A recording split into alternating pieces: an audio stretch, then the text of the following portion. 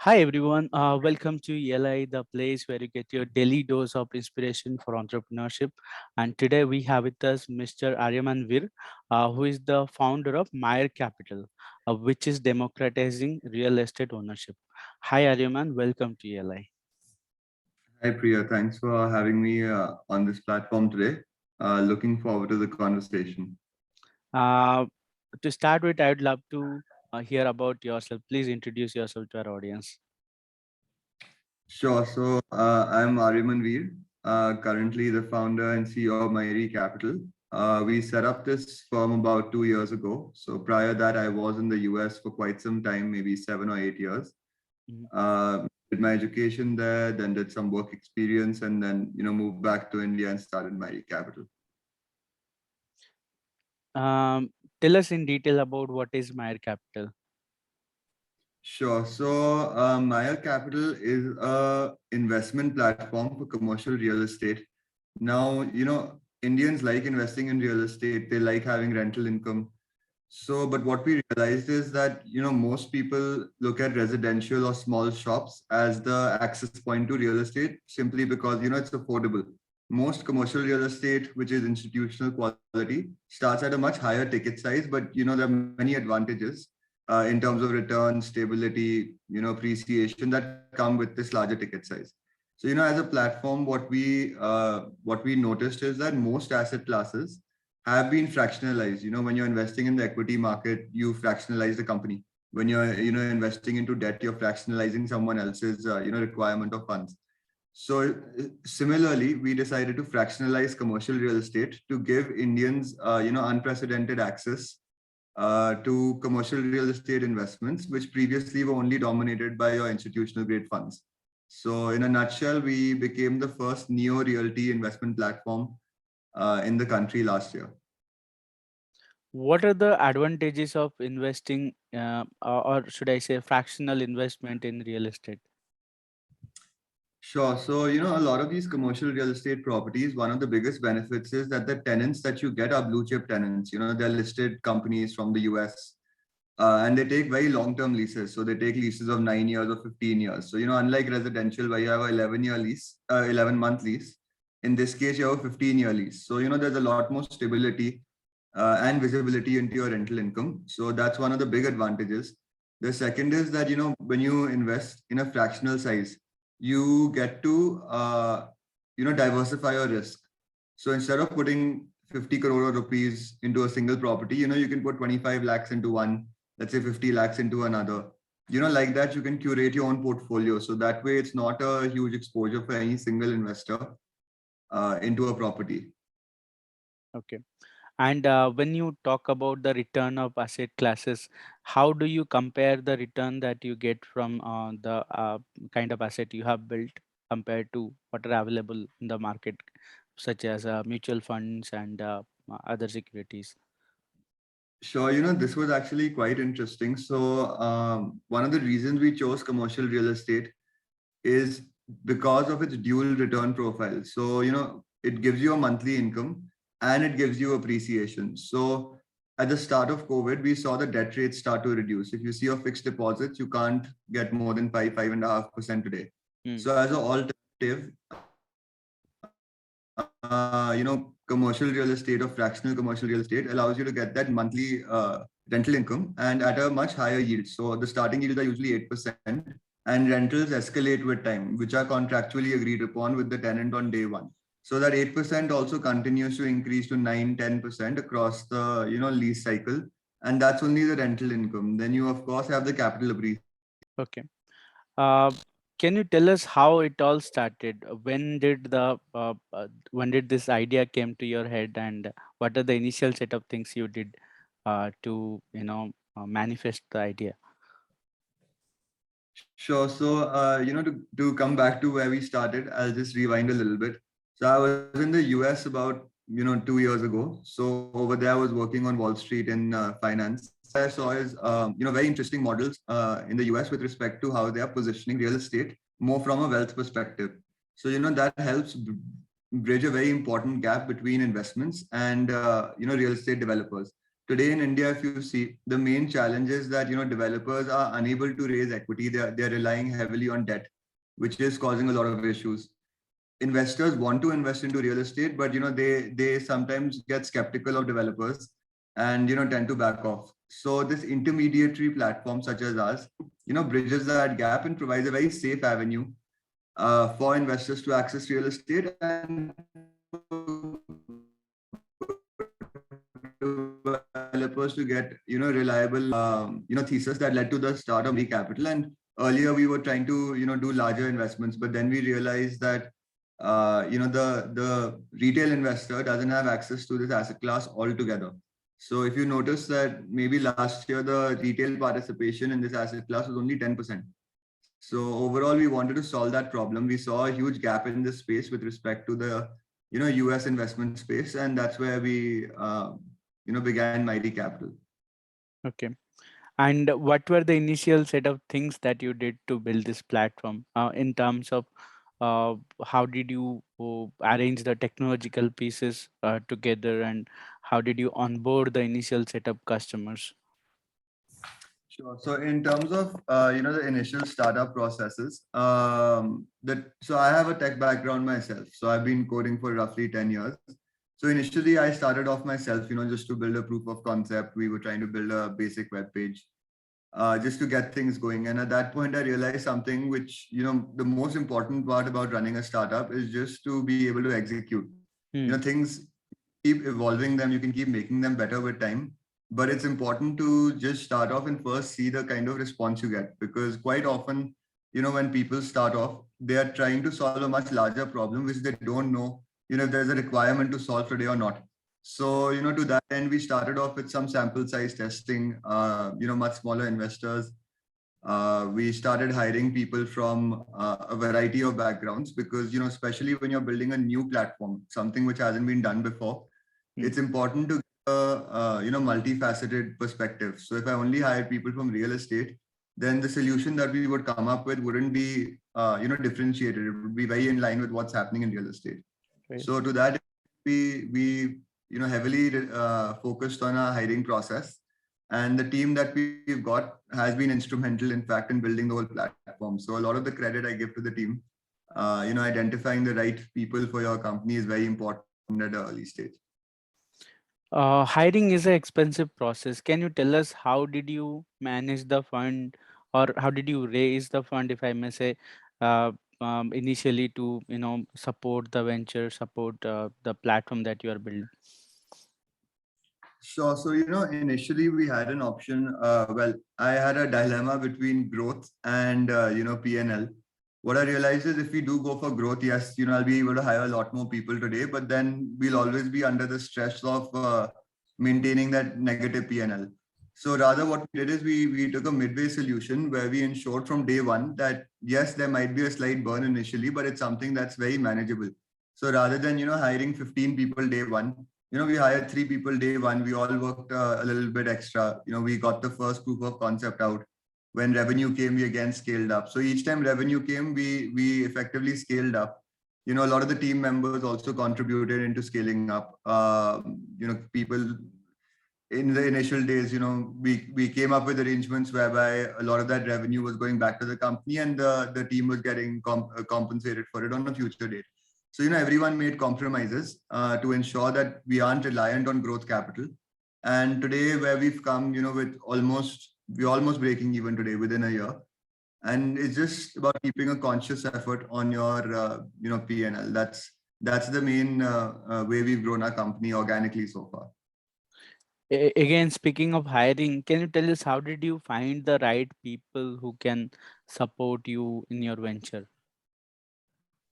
Sure. So, how we hire as a firm now, or even initially, was that we actually go out and find the person who is best fit for the job first. So, we do a lot of scouting. We try and understand what is the skill set we are looking for, and who is the best person in this space who has that skill set. So we went out and hired some really, really talented individuals. And rather than inbound hiring, we actually went and spoke to them individually. If they believed in the vision, then they also came on board. So it was a lot to do with just identifying the right candidates. Okay. Can you tell us how did you onboard the initial setup users, or may I say the initial customers to your platform? Sure. So initially, we started with digital marketing, like paid ads on Facebook, Google, etc. And that got us to a certain distance. But the problem we realized was that this is a new category. Fractional investing in CRE is not a mainstream investment avenue. So what we did is we pivoted focus from purely digital to also content first marketing. So rather than pushing sales based ads, we started educating people. We started doing more articles. We started doing more seminars, and that really gave us the extra boost. So once people became informed about this product, they in turn became our brand ambassadors. So they went out to their friends, their colleagues, told them about this concept. If they invested or not is a different story. But the point is that awareness was spreading, and we realized that that awareness was far more critical to our growth than focusing purely on lead generation. Okay. Now that you have reached so far, what is the vision forward? How do you foresee your venture in next 5 to 10 years?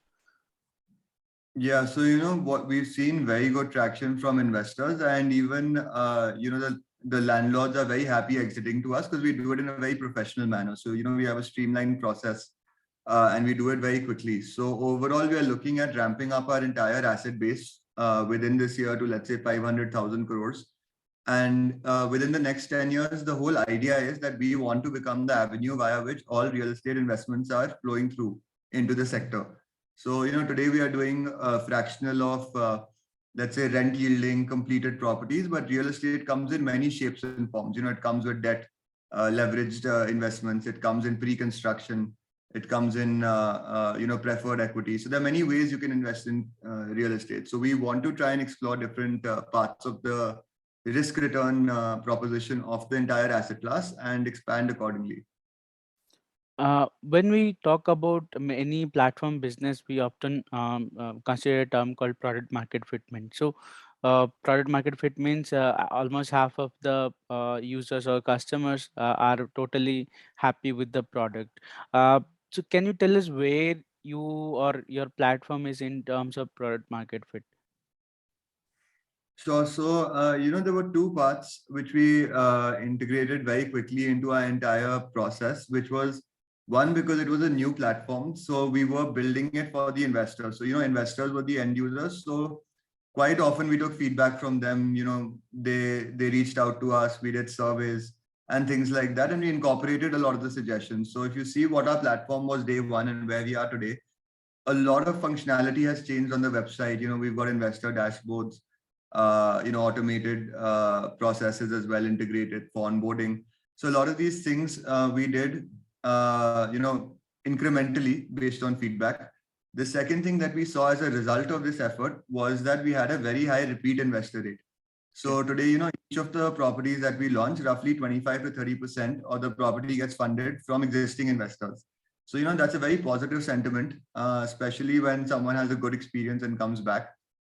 And the third part to this was the referrals. So a lot of our investors, as a first touch point, come through word of mouth, come through referrals. And, like I mentioned previously, our investors have in some senses become our brand ambassadors. Mhm. Okay. Speaking of the referrals and the user acquisition models, can you tell us if there is any growth hack that you have discovered along the way which has worked well for you? Well, the growth hack really is to keep things exciting from a tech perspective. So, constantly we are building in new features. For our current property, we did a full virtual tour. So, we created renders.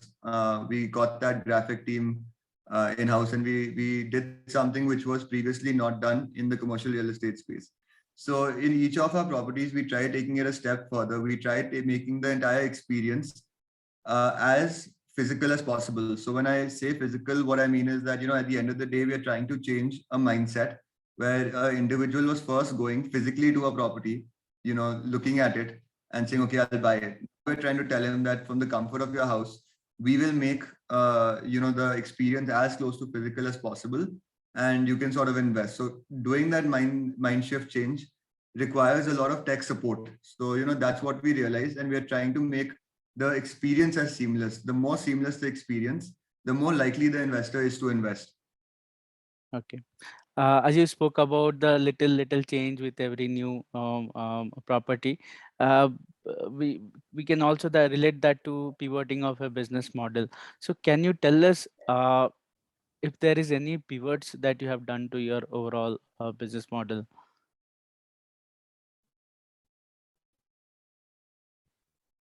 So I wouldn't say we've done pivots to our business model, but what we pivoted time and time again is the approach to reach the final end goal. So just to give you an example, something which we for the first 6 months were doing, which turned out to be quite a big error, was that we were targeting real estate investors. We thought that naturally those will be the people who will be most interested. Hmm. But now real investors are used to much higher risk. They invest pre-construction and they're used to higher returns. So we were not making headway. We pivoted entirely our entire targeting segment to salaried professionals and NRIs. So that kind of shift was very different. We looked at the people who are investing in fixed deposits and fixed income products. So for them, this was a much better kind of proposition. So like that, we pivoted our strategy time and time again on various aspects of the business, but the end goal has remained quite constant from day one. What are the different challenges that you have faced along the way while building and growing this venture? So challenges are countless. I mean, I think every single day I go to work, there's a different challenge awaiting. Quite a lot of it. I mean, the main headlines I would say would be building a good team. So quite often what happens is people tend to hire very rapidly, but then they sometimes compromise on what they're looking for. So we ensured that even if we hire quickly or slowly, we get the right talent in. Another big issue was that real estate is a industry in which age has played a factor from all aspects. I mean, in terms of developers, in terms of investors. So someone my age coming into the industry initially was taken with a lot of skepticism.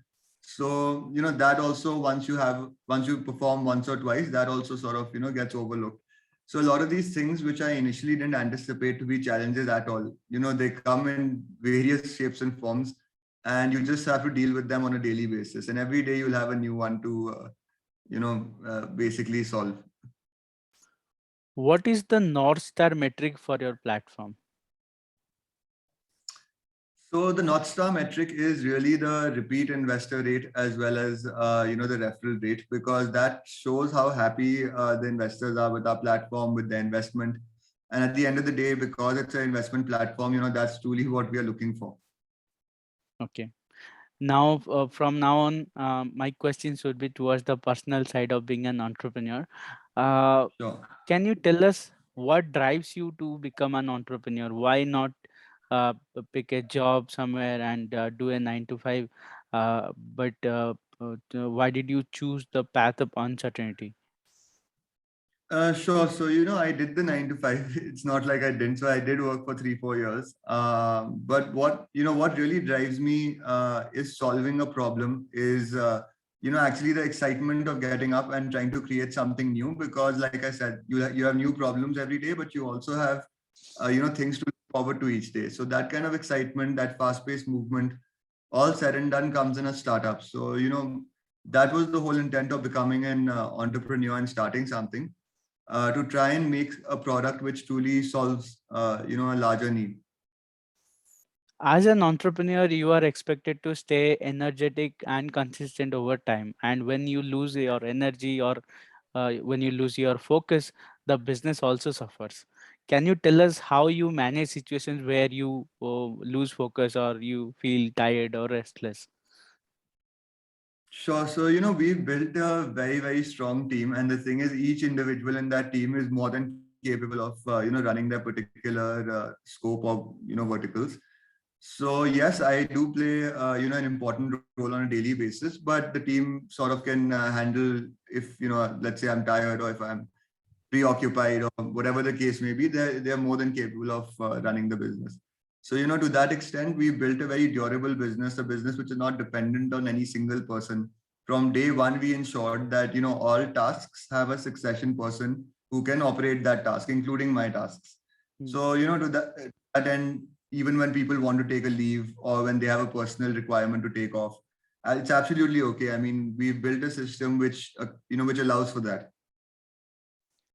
How do you manage your time, and how does your calendar look like any typical day?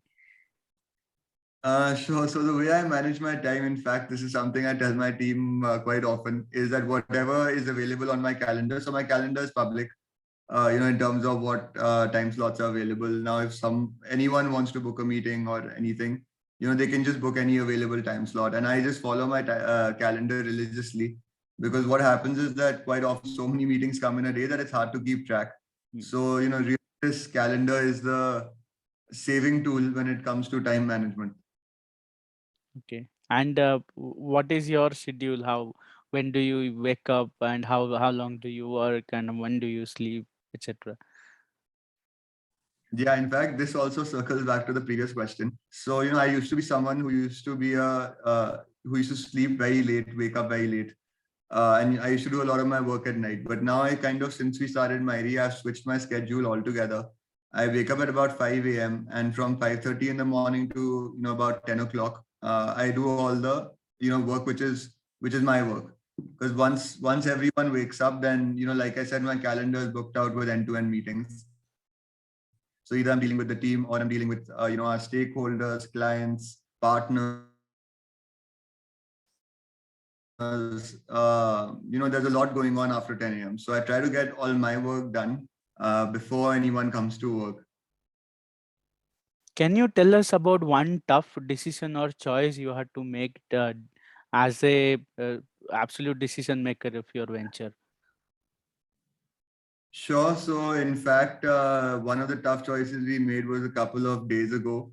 So far last year we did, let's say, 120 crores of, properties in our management. We got a very, very off-market opportunity, something which is very rare to get. And the thing is, it was sized at 75 crores. Mhm. So, taking a 75 crore opportunity came with a lot of, it came with a lot of work to do and a very tough timeline to meet. So taking that on board, is something which we've done now. It was not an easy decision. It's far larger than what our appetite was, but we came up with a very streamlined strategy. We put it in place. We had backup plans. So to that end, we approached it very strategically. But again, we'll see the true result of it in about a month and a half from now. Can you give us one instance where you have witnessed compounding effect in your venture? Sure. So the compounding effect always comes in, getting the right visibility in terms of what kind of content you're putting out. Because at the end of the day, the content you put out anywhere on the internet, publications, it's permanent. People will go and see it time and time again. So we've been very, very particular about what kind of content we put out, how much, where all, and we try and focus it on education rather than sales. And I think that's something which has had a multiplier effect time and time again. Like even today, we get people who've seen an article from maybe 1 year ago, and they come back and say, "Oh, this is quite interesting. Can you tell us more about it?" Okay. As an entrepreneur, you also go through a lot of failures, probably on a day-to-day basis. Can you tell us about few of the failures that have stayed with you for a long, long time? No, absolutely. I mean, failures are part and parcel of running a startup. And they come in, small sizes, large sizes. So you just have to take it as it goes. I'll tell you an example of something which was very problematic for us. So, last year in October, November, some changes came in the digital marketing world where all our ads started underperforming significantly. That, like our ROI on the ads were under 2%. So, we tried to solve it month on month. It took very long to solve. It took 3 months to solve. But again, we kept at it. We tried different things, and eventually we solved it. But these kinds of things, it's a big failure because it's not only about ad stopping, but the team is reliant on it. The whole investment team is reliant on these ads to give them that kind of traffic for investments to keep flowing in. So to that end, these failures keep happening, but it's very important to ensure that you have a plan in place always. And that's what we try and do. We always have an alternative plan in case something doesn't, go according. What is the meaning of entrepreneurship for you? How would you define the term entrepreneur? Entrepreneurship, it's more about trying to pursue an idea, trying to create something. It's not really a job. It's not it's not something which you get up and commit a few hours to. Really, since I've started, Myre Capital, even your sort of space of mind, it revolves around this solution that you're building. So it's in some senses, it becomes your reason for effectively getting out of bed every morning, and that's what I feel the definition of an entrepreneur. My final question for you. Tell us about the different lessons, probably the interesting lessons that you have learned as an entrepreneur, which we can take away and apply to our ventures and our lives as well. Sure. So there are three things which I always tell people when they ask me. One is take a leap of faith. Until you don't try something, you'll never know the nuances of it. Before we started Myre Capital, I thought the issues that would come up would be of a certain kind, but the issues that really came up were altogether different kinds. So unless you try something, you'll never find out. The second thing is execution. More important than an idea is to be able to execute it. So that's the most critical part about running a startup.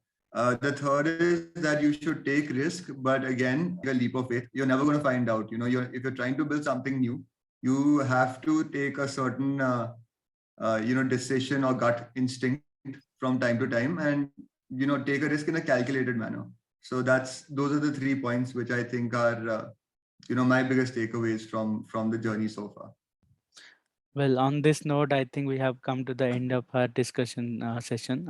Thanks for your time, Aryaman, and our best wishes for Myre Capital. Absolutely. Thank you, Priya, for having me. It was a great interview.